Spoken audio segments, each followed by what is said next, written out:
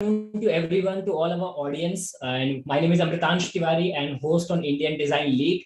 And in collaboration with the designer class, we are back once again live on YouTube with a new topic and lot of knowledge. Celebrity styling, जो fashion industry का सबसे hot selling property है right now. And no doubt students जितने भी fashion industry में आए हैं आज तक उन्होंने हमेशा ग्लैमर को ही अपना बेस माना है, इररेस्पेक्टिव हमारा फाउंडेशन कैसे बने उसी फील्ड में सेलिब्रिटी स्टाइलिंग को एक पार्ट पकड़ते हुए बेस बनाते हुए to break a lots of myths and to provide more clarity on it as a career. We are very proud to have Pooja ma'am with us, जिन्होंने ग्रेजुएशन स्कूल के बाद अपना एक करियर को एक नई उड़ान दी। She work for international magazine Harper's magazine. Then आपने ग्रेजुएशन के बाद जिस तरह से टिक्स एंड ट्रिक्स एंड पे वर्क किया, टीचिंग इंडस्ट्री में आए, कोलैबोरेशन किया, अलग अलग मैगजीन के लिए काम किया, कैटलॉग्स के लिए काम किया। सो हिंदी में कहावत चरितार्थ करने को बोलते हैं ना कि घाट घाट का पानी पीना।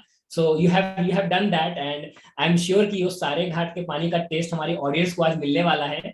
Okay, in next 1.5 and 2 hours जो भी समय हमारे पास है। And before starting also we are very thankful that you joined us, took time out of your busy schedule. And Amritansh Tiwari hands over the stage to you, virtual stage जो आपके पास है, and the stage is all yours now, ma'am. All right. Thank you so much, Amritansh. What a wonderful welcome. Thank you very much, everybody, for having me over here. So I'm going to start off a little bit about myself, and then I will foray into what styling is, what celebrity styling is, and so on and so forth. I hope everybody is able to clearly hear me and see the presentation as well.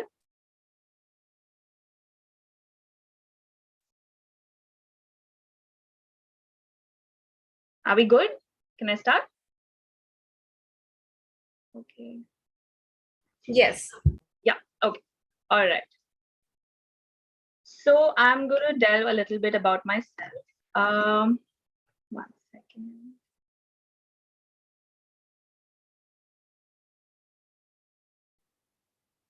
So I started, at a very young age. I would love putting together looks for myself and, styling myself, and never realized that that is what I would foray into eventually. I studied fashion from SNDT in Pune. There's an institute called a School of Fashion Technology, which is affiliated with SNDT. So I studied my fashion communication over there. I immediately joined Harper's Bazaar magazine. I hope like everybody knows about that magazine. I interned over there for a couple of months. And there I got a little bit of, introduction to what celebrities are, what celebrity styling is. So I wanted to try my hand at that and see. After which I assisted a lot of top stylists in the industry, and I worked with a lot of celebrities as well. This is what, kind of is there in my portfolio. I worked with a different bunch of people ranging from different age categories, from different age groups and so on. And then I, gained a little bit of confidence after I assisted for a couple of years. And I thought that maybe I can try this on my own. So I did a bit of editorial styling myself. I got published in about 4 to 5 international magazines, as you can see in front of you guys. So there were these different themes and topics, that we worked upon. There was beauty, there was lingerie, there was swimwear and things like that. And once I figured that, yeah, okay, I have, a little bit of styling sense, a little bit of taste, I decided to foray into celebrity styling as well. As glamorizing as it looks, it is one hardcore, career path that that it is there. I didn't realize it obviously initially, but when I started interning, I realized that, okay, this is very hectic. As good as it looks, it's quite tedious. I have also tried my hand at ramp show styling, as you can see in front of you guys. Then these are a few of the catalog shoots that I worked on. This is for the jewelry brand specifically, as you can see. So, these get printed either in their store or on their websites. Then this is another, clothing catalog that I worked upon, another example of that as well. And then, yeah, of course, I work a lot with Raveena Tandon very closely. So I style her for her couple of, public appearances, for her private events, and worked with Lisa Mishra recently. She has been the voice behind a lot of new songs. These are the celebrities that I work with. Music maestro Harihanji. For a music video, I styled him. Then this is Sangeeta Bijlani. She's also an actor. Sandeepa Dhar. She's quite popular in the music video scene. This is Hariharanji's son, Karan Hariharan. I styled him as well for the same music video.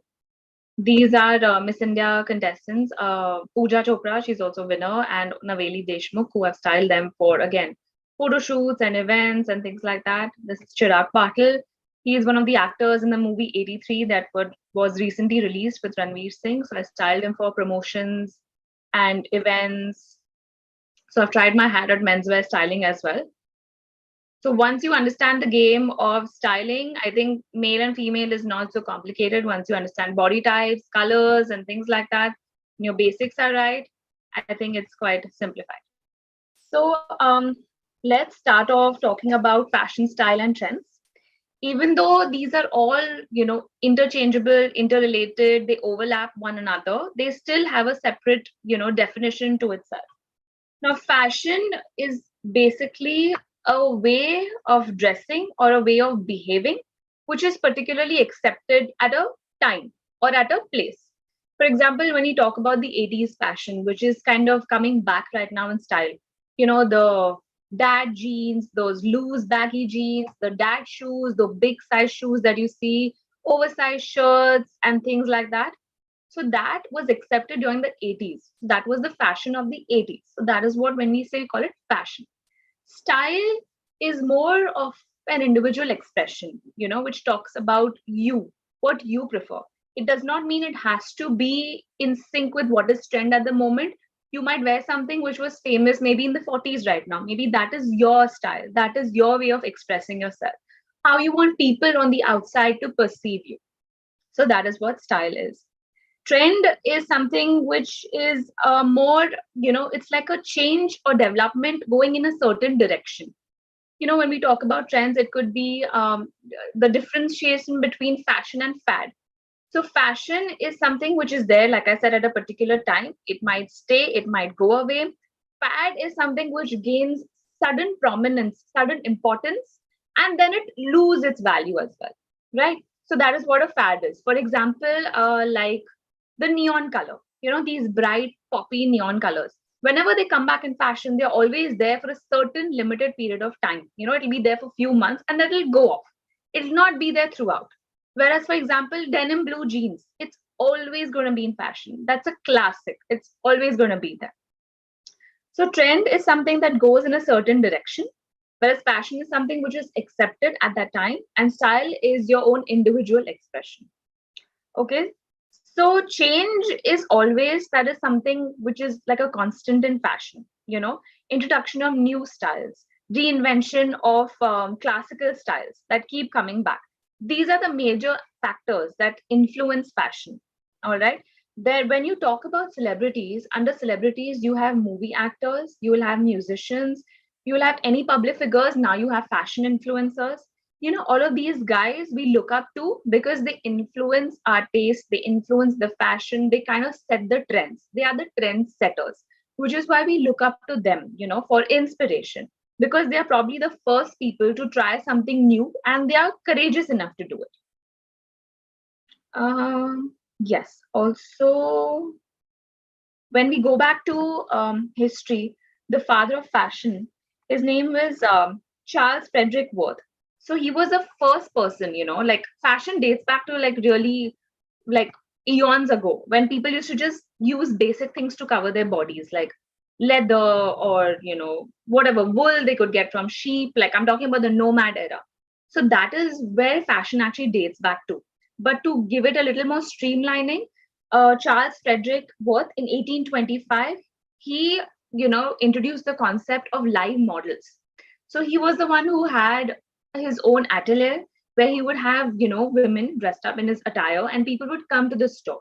Earlier, the concept was in royalty, they were the trendsetters. So these designers would go up to their houses, show them the fabrics, take their measurements, and then create whatever design that they wanted. He thought of a new concept. He thought that why don't people come into my store and see whatever is there available and give me, things accordingly. Like now what we see the trend, like how everybody has boutiques and their label stores and stuff like that. That is where it came from.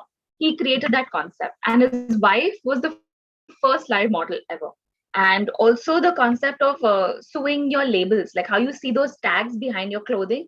He introduced that concept. He was the one behind it.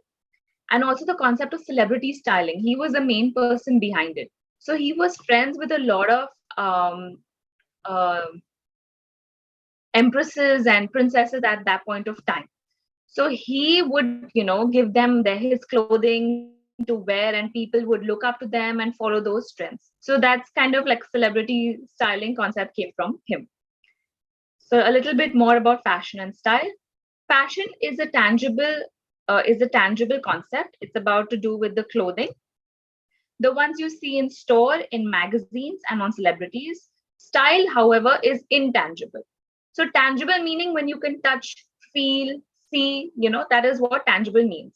It's more of a physical in nature. Style, however, is intangible.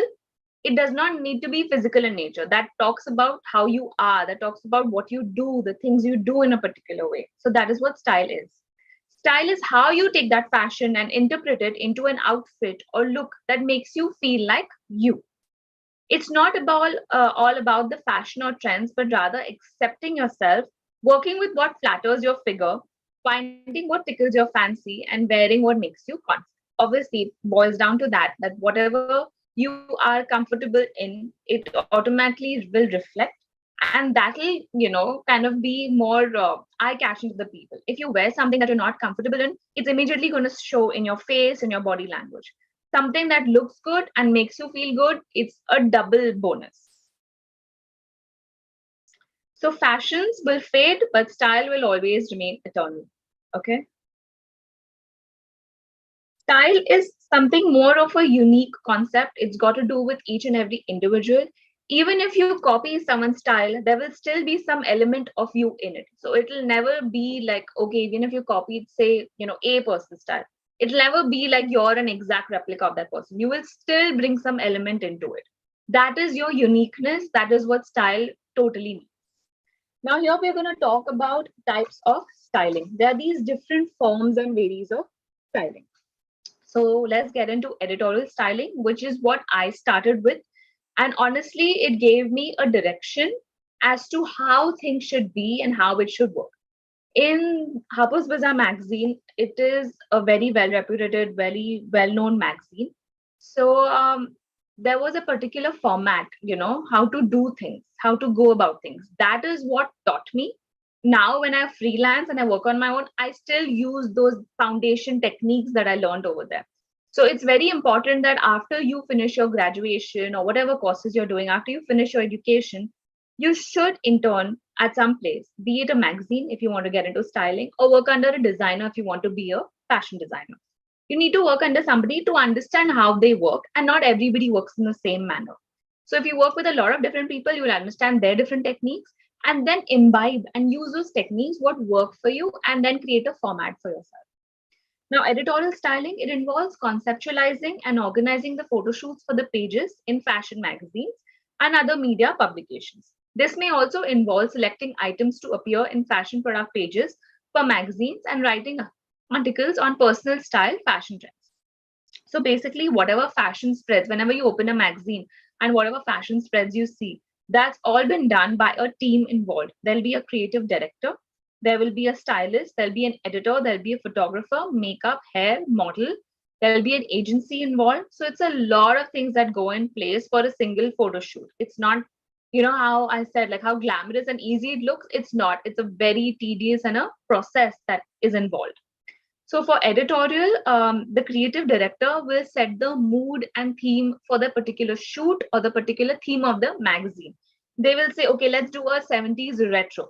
All right, that's the theme that they've given. Then the stylist and the editor will work in tandem and figure out, okay, what are the designers that we can approach? What are the models that, will fit that theme? And who is the hair and makeup artist that will be ideal for this? Let's get a great photographer who will understand, our idea. So first they create a mood board or a storyboard. So mood board is basically your visual communication. Just like when you write down things and note down things and you're writing in paragraphs, Not everybody has the time to sit and explain that thing, when you are working in such an industry which is so fast evolving. So you create a mood board so everybody is on the same page and everybody understands the concept. Okay, we're doing 70s retro. So you'll pick images and things and everything from that era that will reflect that style. That'll reflect the mood of the shoot that you want to create. Hence, it is called the mood board. All right, that was editorial styling. Now, moving on to personal styling, it involves providing advice or assistance to clients on how to improve their image by selecting clothing and accessories that complement their figure and skin coloring and are suitable for their lifestyle. This can also involve taking clients on shopping trips and selecting clothing items for clients to wear for events or so on and so forth. Even wedding styling is a booming market at the moment. So personal styling is more to do with like regular clients. It could also involve celebrity clients. So let's say you come to me and you want to be styled for a particular wedding or a particular occasion, or just generally you want an update in your wardrobe. That is what would be personal styling. I could either enhance your wardrobe, change things from it, remove things, put new things, take you shopping, do fittings with you, trials, take stuff for alterations, guide you on what color will suit you, what silhouettes will work on you. Because we get that understanding when we are doing this formal education.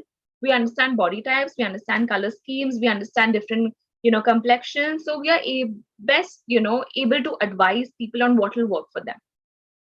So that is what personal styling is all about, by giving advice to people on a day-to-day basis. It could be for an event or their personal, closet. Costume styling involves working on film, television, concert, or theater productions, developing the look or selecting the wardrobe items for the actors, actresses, musicians, performers, dancers, or television personalities. Basically, whatever you see right now in media, in entertainment industry, be it movies, be it, now you have these promotional events for actors, when they do a movie, they go for promotion. So there's styling involved in that as well. Then also for music videos, for their photo shoots, like whatever, trailer launches, or whatever photo shoots you see of a new trailer coming, or in the magazines, the cover, all of that stuff, that comes under costume styling. So, deciding a look for them, you'll have a certain theme, you'll have a certain direction given by the director and the producer, and to go in line with that. So, for example, this movie that is recently released, Juk Juk Jio. So if you see just the trailer of it, you'll understand it's so vibrant, it's so colorful, it's all about dance, music, and fun and weddings.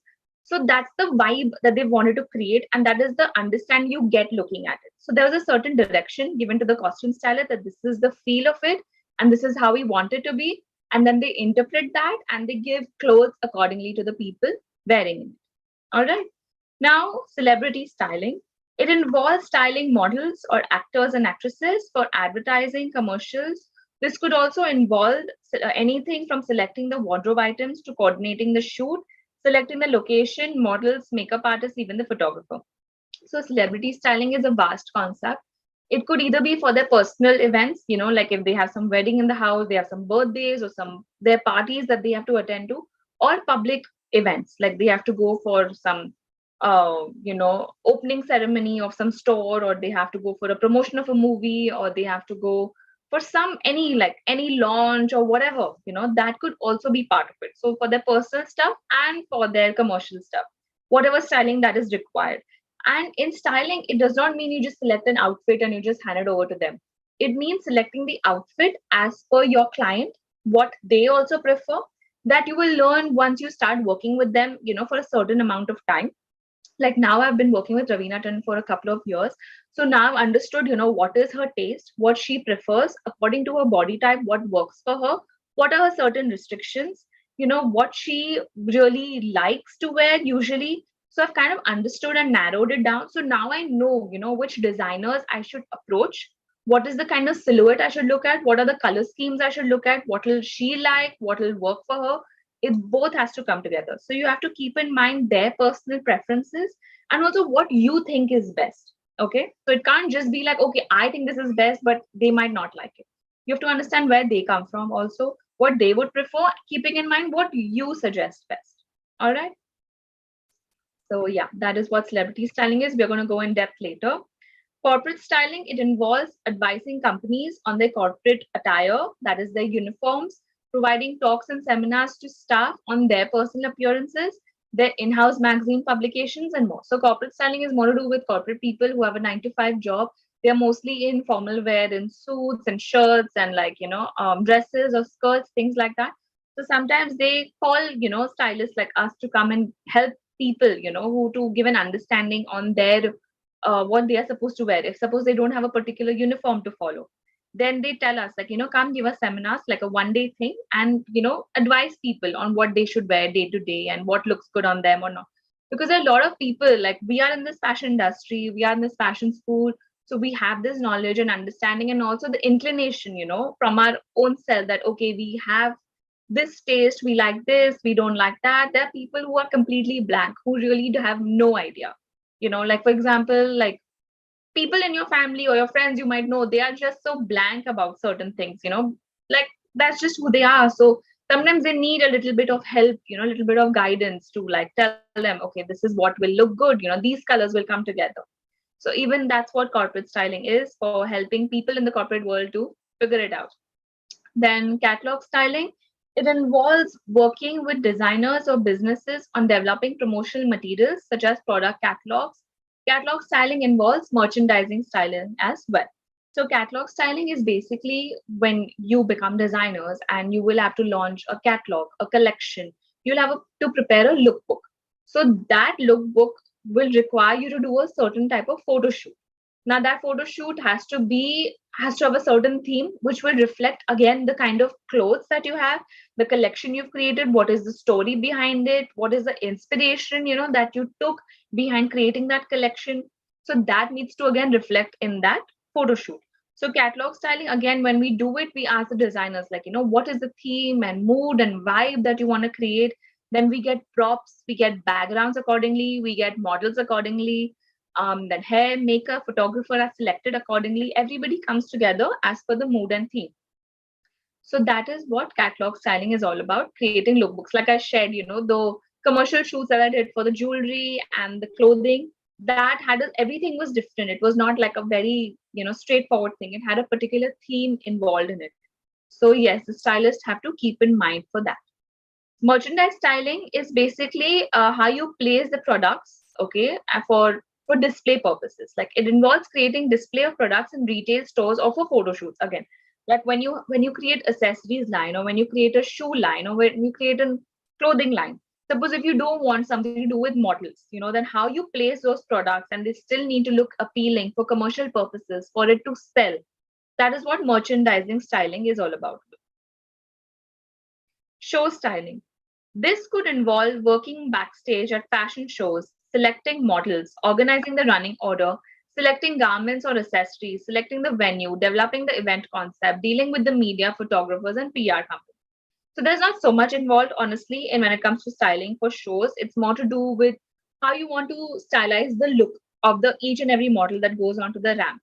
All right, it'll be more of jewelry, more of shoes, the kind of draping that is involved, if there's something of that sort of the garment. And yeah, so it's more to do with the look, not as so much as all of this. It depends. It really depends. Wedding styling. This involves closely working with the bride or the groom and their families. You help them select outfits for their main day and other events, go on shopping trips with them, guide them on what suits them, advise them with a list of designers, keeping in line with the theme decor for the wedding. So at the moment, I am currently styling a client for her wedding and her mother as well. So I recently did a meeting with them. So the things that I asked them were, firstly, like what is the theme, of their wedding? Have they have something in mind? How many events are there? What are the events that are there? Since they are from Marwari family, so I'm sure they have their traditional, their cultural, whatever events that they have. So I had to ask them those. I had to list down the kind of color schemes, if there's anything particular that they need to use for any event. I took pictures of them to understand their body shape and body type and their complexion to see what colors will suit them. I asked them what colors do they prefer, if there's any silhouette that they like, any style they would like, a sari drape, a pre-drape sari gown, or something of that sort. Then just to understand your client, basically, what they prefer as well, and what is also currently trending in the market, like what will work out for both of them. Then after this meeting, I'm going to send them a list of designers, what I think will fit their budget as well. That is very important. Their theme, what is going to fit that. And then we will make selections accordingly. We will go to that particular designer store, try on a few garments, either customize it, or if we like something, we'll take it, have the alterations, fittings done, and then it's set for the main wedding day.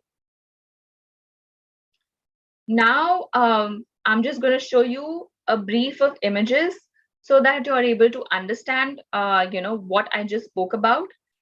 Is there any questions so far? What anybody would want to ask? Please reach out and let me know. Can I proceed if there's no question?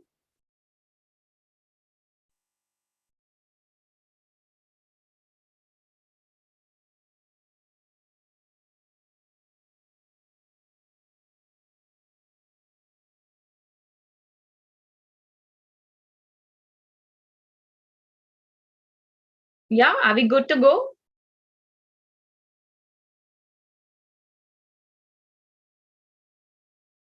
Okay.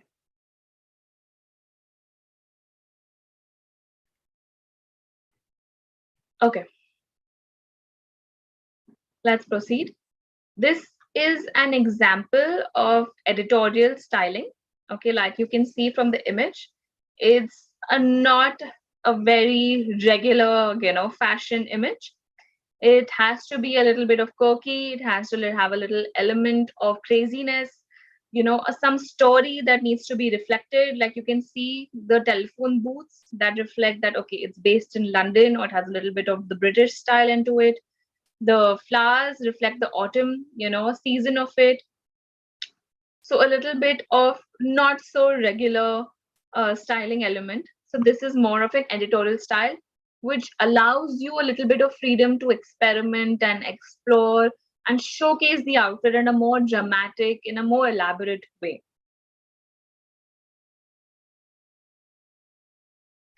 Then this is obviously celebrity styling.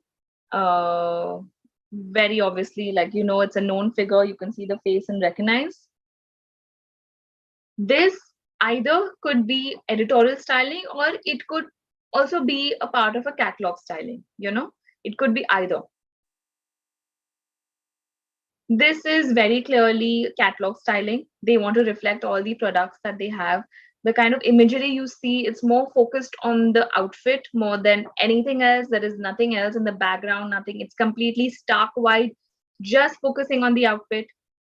So it's more of a product styling, catalog styling. This again is focused on more of the product, which is the garments. So it's more of a product styling, catalog styling again. But you can see with the play of the backgrounds to make it more interesting, to make the, garment colors pop. They've used a lot of color blocking because the garment itself has a lot of color blocking. So it makes the imagery really more attractive than just a regular plain white backdrop. This is an example of a proper ad styling, or let's say a ad spread in a magazine. When you open a magazine, you see a lot of these brands, displaying their products. That's kind of their marketing that they are doing. So this is more for the campaign shoot, more for the campaign styling. Okay. And in the imagery, if you see of the model wearing that outfit, there's nothing that you can understand like, okay, it's for a perfume brand. But if you see the perfume bottle and compare it with what the model is wearing, the color scheme is same. It has a more flowy feel, which, tends to signify it's a very feminine perfume. It reflects that style. So yeah, that's what the whole concept is behind this photo. Now let's decode these more photos, upcoming ones, and try and understand what kind of styling has been involved in this. So on the left is definitely an editorial styling photo shoot. And again, more freedom to experiment and explore. You can see with the makeup, with the headgear, all of that stuff. There's a lot of experimenting that you can do. This probably not so much with celebrity styling, which is an example on the right. It's a very clearly clean, sophisticated style. It's a red carpet Oscars event. So you can see from the hair, makeup, jewelry, outfit, you know, it has to be very sophisticated. It has to be in tune with what the celebrity is, what their personal style is. You cannot change and play with that. You can experiment if the celebrity allows you, but mostly you have to follow the direction that they give you, you know. So let's say there's an Oscars event, like there's a film fair or an IFA that's happening in India. That's a red carpet event. So most likely it's a formal attire. So either you will go in the space of gowns, you will go in the space of saris or Indian wear. All right. In Indian wear also you can do like capes, which is trending at the moment, crops, crepes with palazzos, But to be more red carpet worthy and more formal, I think it's best to get into gowns or do a pantsuit or do a sari, which keeps in tune with the theme of the show. It makes you look crisp, sharp, and very clean and sophisticated. So yeah, that's that. And here on the right, you can see the outfit itself has a lot going on. There's a lot of embroidery, the tunic has a lot of embroidery plus a lot of tassels at the bottom. So it's a very hectic outfit as is, which is why the hair has been kept very soft, very like natural, very soft waves. The makeup, again, only the lipstick is standing out. It's a very bold element, keeping in tune with the hair color. And the jewelry is very minimal, it's just earrings and rings. That's it. No neck piece, no bracelets, nothing of that sort required. Because, like I said, the outfit itself speaks a lot sometimes. You don't need to obviously over accessorize things. I think the lesser, the better always. On the left, then I did a cover shoot with Bazaar magazine. So this was with Lisa Hayden. So this is again an editorial styling. On the right, she's a TV actor, a TV host. So this would branch into celebrity styling. Again, with the hair, makeup, clothing, jewelry, footwear, all of that is kind of the stylist job, to advise them. Like it's not just the outfit, like I said, you have to figure out the correct jewelry, you have to figure out the correct footwear, and also the kind of hair and makeup, like a direction that you can give the hair and makeup team, Sometimes they give you suggestions, what I think this would look great for her, and then you work in coordination with the whole team together. Also, when you in celebrity styling, it's not just that I will give one outfit and one pair of earrings and one shoes. What you see, there's a lot that goes behind. So for this like particular look, we had to give, let's say, at least 25 to 30 options of clothing, out of which they will probably like 10, and they'll try those 10, and whatever works best out of those 10, maybe one or two they'll keep, for the final look. One they will finally wear, and one is for backup for the main day. In case there's something goes wrong with the outfit, there's a rip or a tear, things like that. Even though we have a tailor on set, we have a dress man on set. So the tailor's job is obviously to fix all of this, to do alterations, stitch things. And the dress man is basically to make sure ironing the clothes, keeping it in proper condition, and things like that. Because when we are on set, when we are shooting, let's say this was for a TV show, she was hosting a dance reality show, we have to constantly be with the celebrity. They will ask, for certain requirement or something or the other. So we cannot sit and iron and do all of those things. That is taken care of by the dress man on set. And the tailor, obviously, for the alterations bit. Then once the outfit is locked, then we get them a bunch of jewelry options. There could be fine jewelry, which is your real jewelry, or fashion jewelry, which is your costume or the fake jewelry. So depending on the outfit requirement, we give them those options. Like this outfit required real jewelry. So we gave her a bunch of options to choose from. Now, if you see the neckline, there's not much we can do for the neck, right? There's a lot going on the neckline itself. It's a halter neck, plus there's a lot of embroidery. So we wanted to steer clear away from the neckline. We wanted to give either earrings, bracelets, or rings. So bracelets we avoided again because it was a lot. So we just did with earrings and rings, keeping it simple and very classy. Okay. And the footwear also, we have to give them about, let's say, 10 to 15 options so that they can pick and choose as to what they are comfortable in, what looks good with the outfit, what is looking good on them. Jewelry also, earrings, let's say we'll give them 10 to 20 options, rings, 10 to 20 options. There's a lot of things that go on because all of these things we can't sit and share with the celebrity on the main day of the event. We just bring everything together and we show them, as a display, and then they pick and choose after trying it on what looks best. Okay. Then this is another example of editorial styling. As you can see at the bottom, the credits are given, for the clothing and for the neck piece, whoever is involved, like whatever designers they've chosen. So editorial styling is more of marketing tool than anything. You'll see a lot of ads, a lot of these perfume, jewelry ads in the beginning when you open the pages. That's the ads that are there that the brands want to push. So they give, a certain fee to the magazine, to the publication house that, okay, you know what, I want this to be showcased. Like how you have newspaper ads or television ads and all these ads, they have to pay, the brands have to pay money to be, advertised on it so that people see, they get influenced, then they want to maybe go and buy, that product after looking at it. Which is why those ad campaigns and ad shoots have to be stylized, have to look appealing, have to reach out to the public in some way. Okay. This is another example of editorial styling. It's a more black and white image, but it's quite powerful. There's a lot of sequence and a lot of bling element going on. So that's that. This, I think it's very easy to depict. It's a Sabyasachi catalog shoot. Again, it's a designer catalog shoot. So looking at it, you can understand that, okay, who is the designer behind it? What is the kind of story that they want to share and things like that. So Sabyasachi and all of these designers have created a niche for themselves. They've created a certain signature look for themselves. Like all of these designers, let's say Manish Malhotra will be a lot about bling. He loves bling, he loves weddings and a lot of party. So that is what his signature line looks like. So whenever you think of, let's say, a cocktail function or like a reception look, like what comes to your mind is like the brides would want to go for a Manish Malhotra sari or a Manish Malhotra gown. Then if you want a very structured silhouette, now we have Gaurav Gupta, we have Amit Agarwal, who do a lot of these cocktail gowns, which have a lot of definitive structural shape to their gowns. So that is his signature style. Then we have Payal Singhal, who does a lot of boho kind of clothing. She has a lot of boho attire. Could be dresses, pants, those harem pants, palazzo pants, like the kind of embroidery, the kind of prints that she does. It speaks boho. That's the vibe it gives out. So that is her signature taste.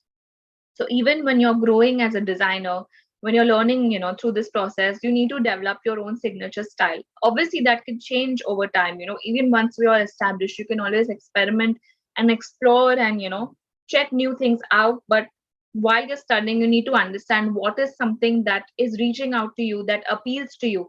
It could be, let's say, a particular fabric, a particular weave, a particular color, anything, a print, an embroidery, whatever you think, you are associating yourself a lot with it.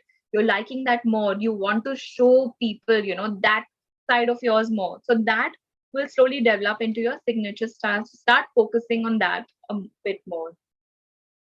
This is again an ad campaign for a perfume brand. So as you can see, the perfume bottle, it's by Ralph Lauren. It's a woman, that's the name of the perfume. It's a very classic perfume of theirs. So the hashtag you can see at the bottom says women above all.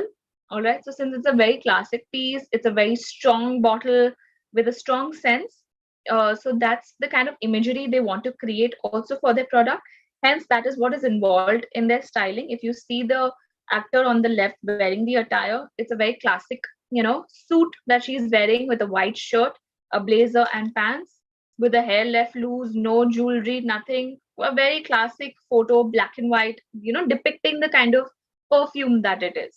So that is what, there's a lot that goes on. Even when you will create your lookbooks and stuff, you'll have to keep in mind, like, what is the imagery you want to give out? What is the kind of designer you are? What are the kind of products you have? What is the kind of, clothing you want to show people? So that also reflects into your lookbook in your mood board.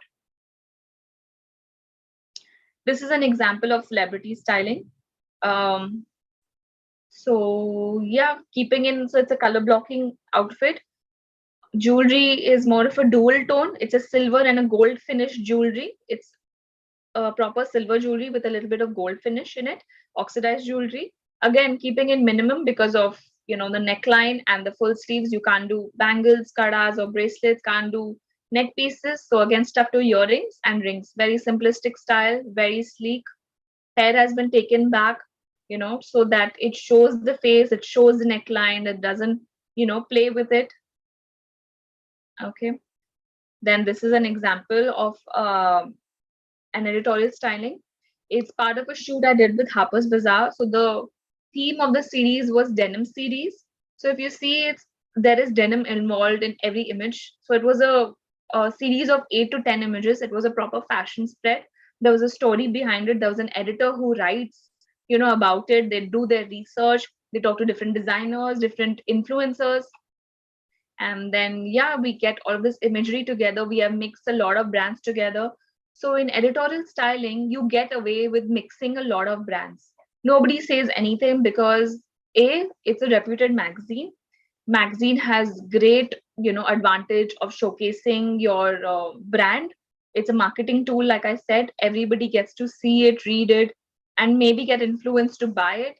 So you can get away almost with mixing any brands. But if I were to do this in a celebrity styling, I would not be allowed, because brands don't like mixing, their brands with other brands. They would rather do their whole look with one of their brand only. Like if I'm taking an outfit from Arpita Mehta and I like the pants of, let's say, some other brand, I can't mix it, even though I know it's going to look stunning together. They don't give me that liberty to do that. But if I were to do it for an editorial, their name is going to be reflected. So they are okay, to experiment and give us that freedom to mix brands. So that is one advantage that's then editorial styling, and a disadvantage in celebrity styling. This is an example of a ramp styling. So, how to put, so usually the style, so there's no like, an outside stylist the brands get. Usually the brands have their own in-house stylists, who help them in these ramp shows as well. So they want to showcase as many products as they can on their fashion shows, be it their footwear, you can see in this image, their bag that they want to show, like anything and everything. Let's say, for example, if suppose they have jewelry, they have belts, they have gloves, whatever that they want to sell eventually, they want to showcase as much as possible. So they always try to keep it from their brands only. They don't try to get anything from anywhere other brand or any of the other maybe not a brand, or they rather create it, even be it footwear or anything. They rather create it for the show. Even the previous RAM picture that you saw that I did with a brand, they created their own footwear, even though they're not footwear designers, but they're like, we don't want to mix any brand. For RAM shows, they want to only showcase their brand profile and what they do. Now we're going to get into different types of stylists. Like, what other, like we did different types of styling. Now there are different types of stylists as well. Wardrobe stylist or the fashion stylist, a person who chooses clothing and accessories for a particular client or a celebrity. Then a personal stylist, a person concerned with the style of a single individual. This could be for, let's say, bridal styling or, just any one person in particular. Then wedding stylist, catering to bride and groom and their families. Like I said, that's like like it comes from the personal stylist element as well. Food stylist is the person who makes food attractive in photos. Like you have all these pictures on Zomato and Swiggy and stuff. You see all these photo shoots of, food, whatever restaurants are giving. So that's a proper professional photo shoot that has been done. There's a food stylist who's involved, who places the food in such a manner that looks appealing to you. So that's when you get onto these apps, you want to order it immediately. So that is what the food stylist job really is. How to put things together so it looks appealing to you. Yeah. Hairstylist is the person who cuts hair and styles hair. Interior stylist is the person who's in charge, like, of, changing the whole atmosphere of the room, of adding some elements. Like interior designer is one thing and interior stylist is one thing. Let's say, like, if suppose I have this room right now, I've already been set up with the furniture. I don't want to change the furniture, but I want to create like a nice environment. Like I want to make it more lively. So I will get an interior stylist who will just add like a few elements, who'll add candles, who'll add some pillows, who'll add some, photo frames, change my curtains, do something of that sort that it just, enhances my room suddenly without making too many changes. So that is what an interior stylist does.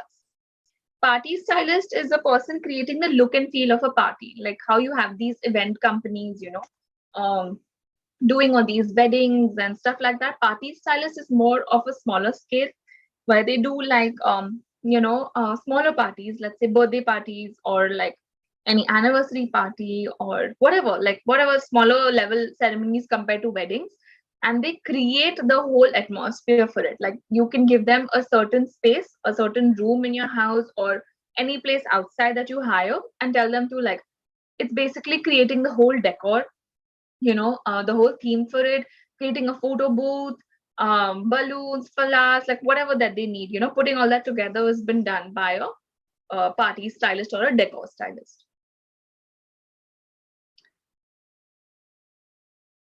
So now we'll get into wardrobe styling and fashion styling. A wardrobe stylist, also a fashion stylist, is a consultant who selects the clothing for published editorial features, which is your magazines, print or television advertising campaigns, which is basically your brand campaigns, your ads that you see, and music videos, concert performances, and any public appearances made by celebrities, models, or other public figures. Okay, I hope that is simplified and understood. I don't have to get into details. I've already spoken about it. Stylists are often part of a larger creative team assembled by the client, collaborating with the fashion designer, photographer, director, hairstylist, makeup artist to put together a particular look or theme for the specific project. Now, when we are working on a magazine, like I said, there's a whole team involved, right? Creating that look with the model, photographer, makeup, hair, creative director, stylist, editor, creating the whole, image for it, right? So when you do celebrity styling as well, again, you have a whole team involved. You'll have the hair, makeup, stylist, you will have the photographer, all of these 4 or 5 people creating the whole look and feel for the celebrity. So you have to work in collaboration with all of them. You have to be very professional, very respectful to all of them. Everybody is a professional from their fields coming together. So you cannot be like, okay, I'm a stylist. Whatever I say is like the end of it, and you guys have to listen. It's not like that. Everybody gives ideas and suggestions. It's like a brainstorming session, but it happens only on the main day. You don't probably meet before the event. You probably meet on the main day, but you discuss over phone. Like, you will share, okay, this is the outfit that is locked with my celebrity client. So now what is the backdrop, that you will get for the photographer? For the hair and makeup, you can tell them, okay, you know what, get these flowers, get gajras, get roses, get these things, maybe it'll work well. If you're doing a bun, this will work out well. If you're keeping it open, get some accessories. For the makeup, you can tell them, like these are the colors of lipsticks or colors of eyeshadows that I definitely want. So please carry those, So when you come together, you decide collectively what is going to work out best. But yeah, stylist kind of gives a direction to everybody, but has to be open to all the opinions that people give. It cannot be like, okay, this is what I said and this is fine. No. Obviously, you have to take opinion of your client, your celebrity client also, what they say is the final word. So yeah, you have to work in collaboration with all of them.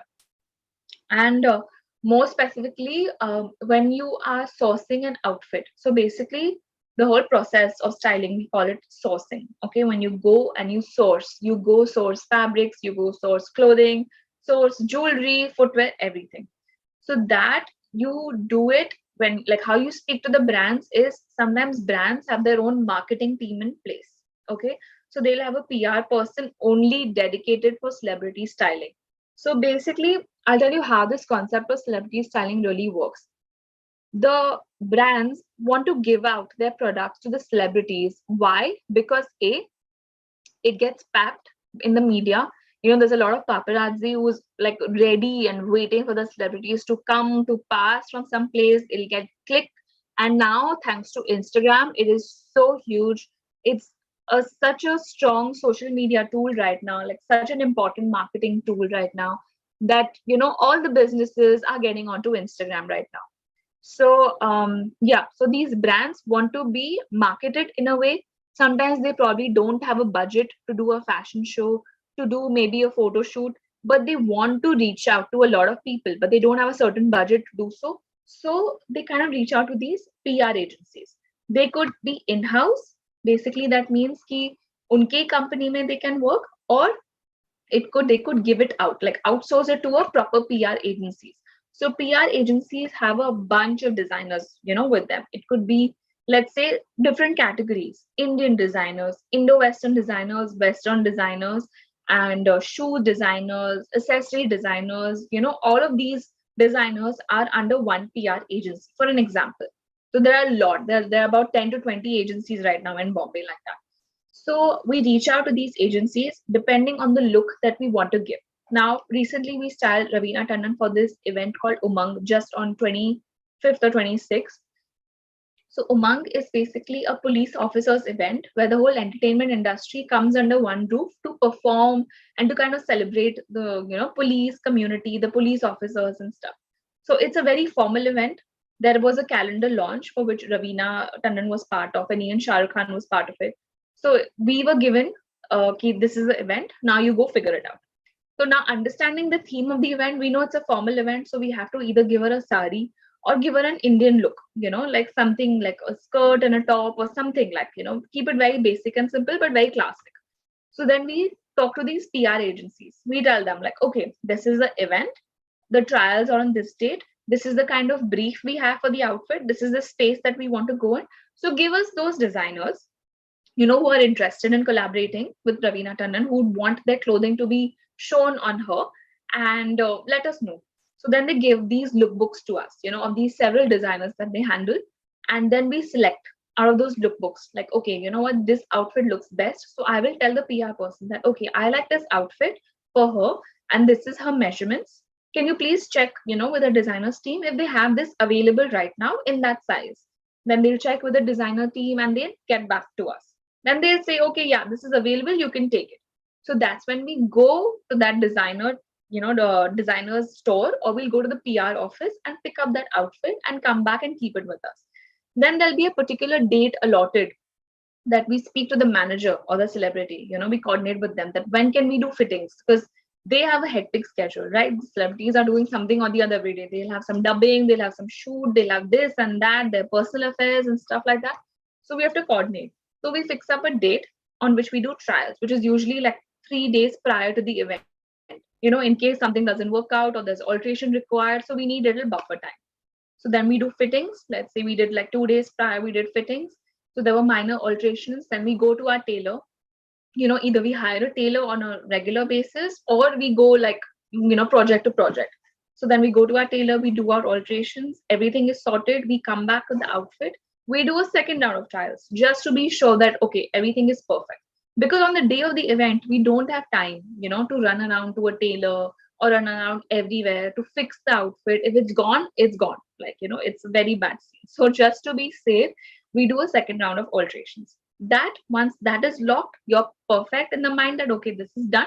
Then you share that image with the makeup artist, with the hair artist, with the photographer. Let's see, this is the outfit. Now you get the backdrop accordingly, you get the makeup and hair accordingly.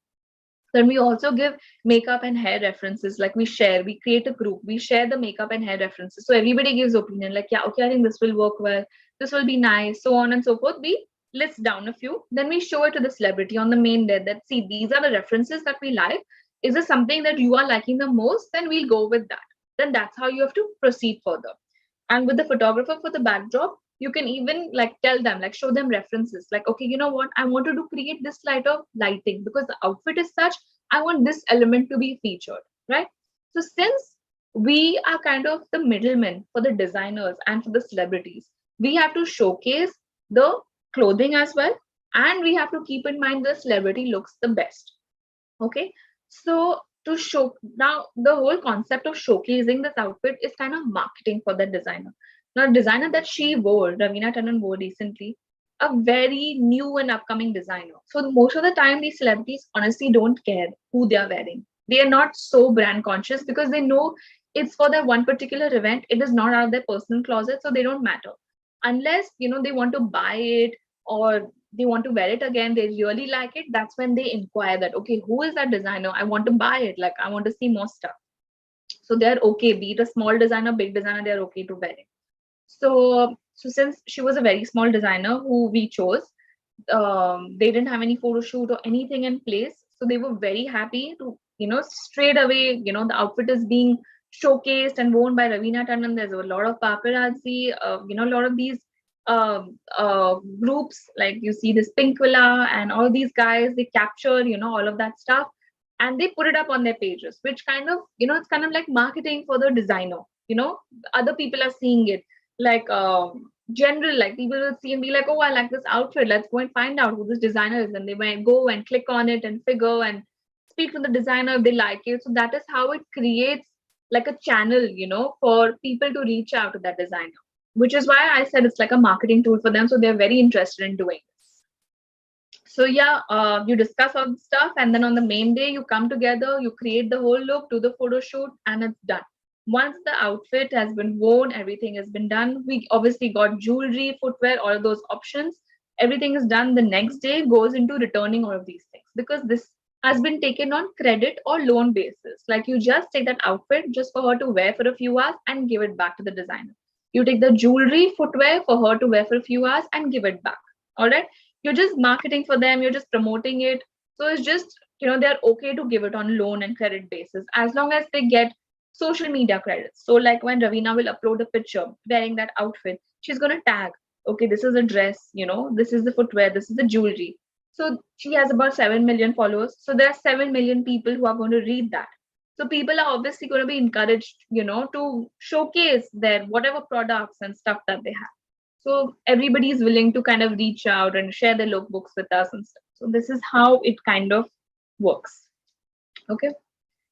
So now getting back to this, like I said, stylists are often part of a large creative team assembled by the client, collaborating with the fashion designer, photographer, director, hairstylist, makeup artist to put together a particular look. Like I said, so this works for editorial and this also works for the celebrity. Now, the job description varies greatly depending on the assignment. Stylists in the editorial and celebrity fields work primarily with designer samples, which are shown during fashion presentations and are lent to members of the fashion press during 4 to 6 months before retail sales begin. Like I said, so those are the sample pieces that they give us, okay? And they want to obviously gain as much exposure as they want, for it. So celebrities or the influencer culture, they are very much into it. Like you will see all these fashion influencers also. I don't know if you follow Sukhmani Gambhir. There's so many, man. Snobbox, a lot of these people. So even the designers are willing to collaborate with these fashion influencers, even though they are not celebrities in technical sense, but they have a huge social media following right now. So designers are again open to it as long as they get the right coverage. They're getting the right kind of people to come to their page. They're open, to showcasing their stuff, to lending out their stuff to people. Who is a fashion stylist? Stylists may also provide services such as personal shopping, restructuring a client's entire wardrobe, reorganizing a client's closet, or other duties relating to the client's personal lifestyle. Most stylists acquire professional skills and knowledge by assisting other glamorous and established stylists in a system similar to apprenticeship. Connections and experience are important. Like I said, it's very important to first assist. Like I assisted like a lot of these people. I assisted Divyak D'Souza, Serena Kakar, Isha Amin, Ami Patel. I have assisted Shrija Rajgopal. I still assist her on some projects.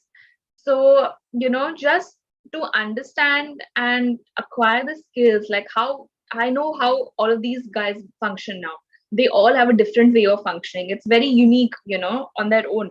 But that's what you learn. I take whatever I find best is kind of going to be suitable for me. And I try to imbibe that and try to recreate that for myself. Connections and experience are very important. Yes, connections are very important as you go up the field. The kind of people you meet, the kind of connections you make, be it the PR, be it the photographers, hair, makeup, because this industry is all interconnected. You're going to meet those people again sometime in the future. So it's very important you maintain those relationships. You network with the right kind of people. You have to network in this industry, because that's how you get work. It's more a word of mouth more than anything. So yeah, it's important to build those relationships, maintain those relationships over time, because you will work with them for sure. And experience, work as much as you can. Even right now, whatever internships that you can possibly do, please try to do it, wherever you are, even if it's online or going to somebody and learning, because whatever you learn, it's going to help you someday in some way or the other, and you're not going to realize it. So please try to do that. And yeah, so some stylists are hired only to perform physical labor, such as setting up for a client fitting or returning samples to a press showroom. Others may help the stylist with selecting wardrobe options, preparing clients for public event, or any other task need to complete. So sometimes, celebrities already are in touch with a lot of designers. Like Ravina ma'am is very good friends with Anamika Khanna. So sometimes they just tell us like, what, we've already spoken, just go and get this particular style of outfit for us. Like sometimes they don't need our advice. They've already spoken, discussed, or an outfit is already customized. So we probably just go do the pickup drop for them. We do the alterations. We probably suggest them the jewelry and footwear. Maybe, sometimes it's kind of limited as well. Okay. I wanted to do a little bit of fashion quiz with the students. Is there any way that they can communicate with me? Or how do we go about this? Just wanted to understand.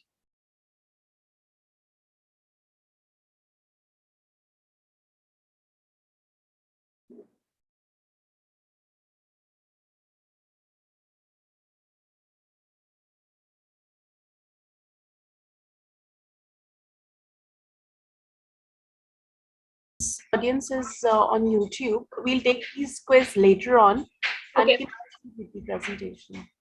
Okay, otherwise what they can do is they can probably write it down and then you guys look into it like however you tell me. Yes, definitely. Yeah, definitely. So what we'll do is we'll take the questions from you and ask the students and let's see how they react and what answers they provide us. Okay, cool. So I'll give you this page later on then. Yeah? Surely. Okay, done. Moving on.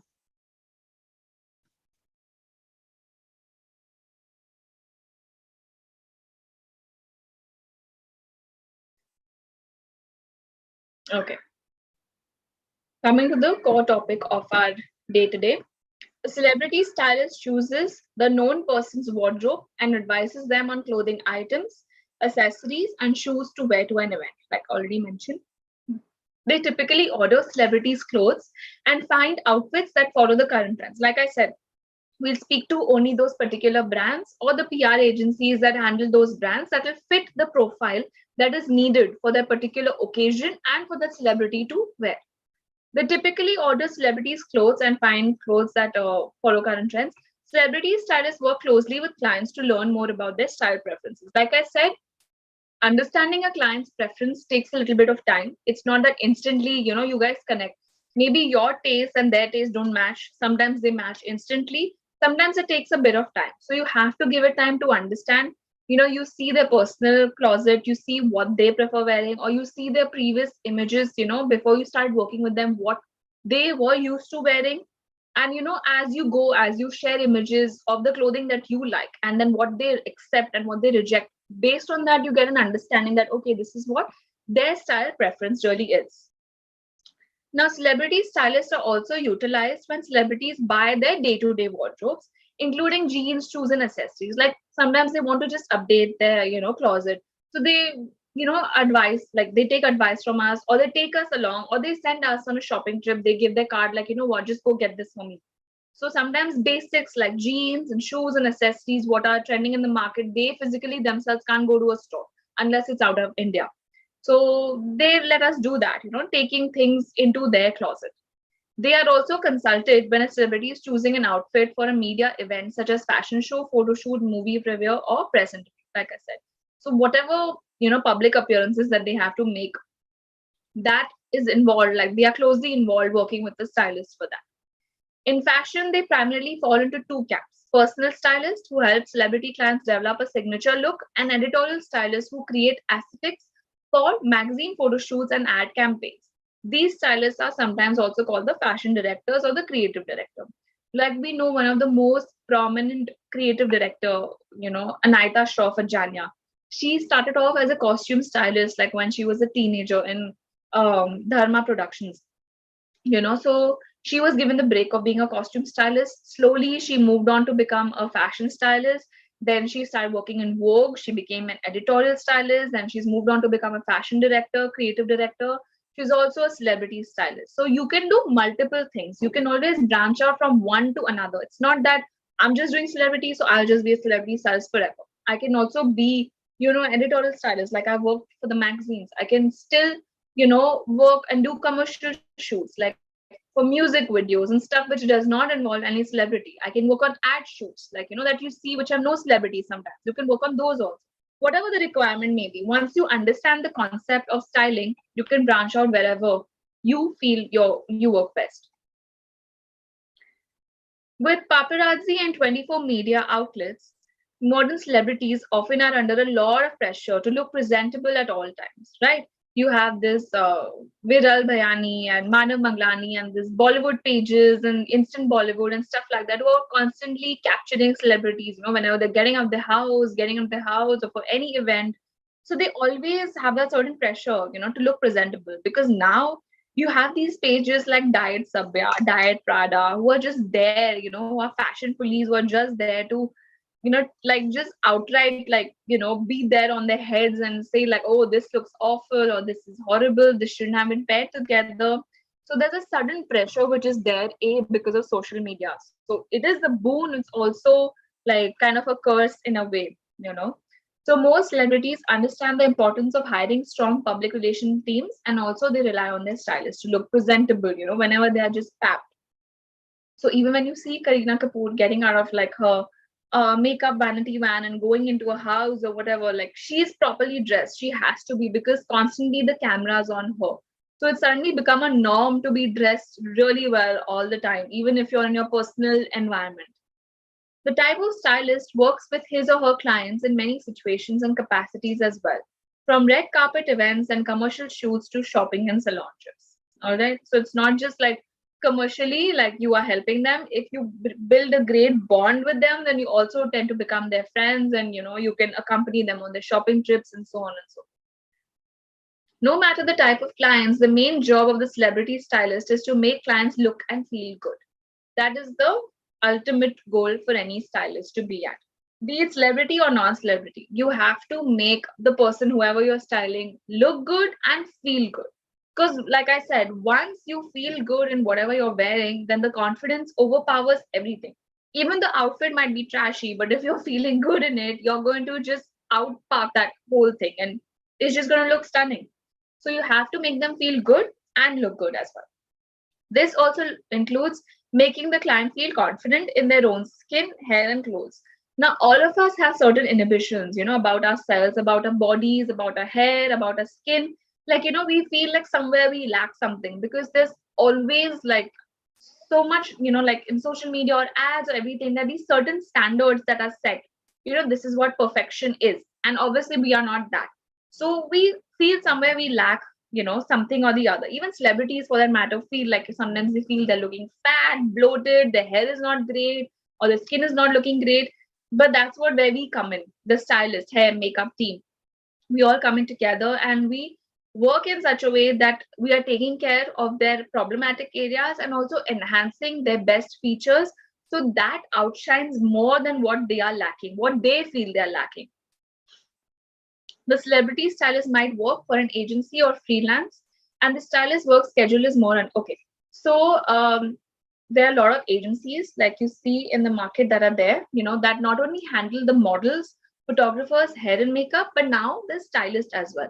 So basically the agencies and other middlemen. Now, if I have to connect to new clients, like I have now Ravina Tandon, I have Chirag Patil, I have so on and so forth.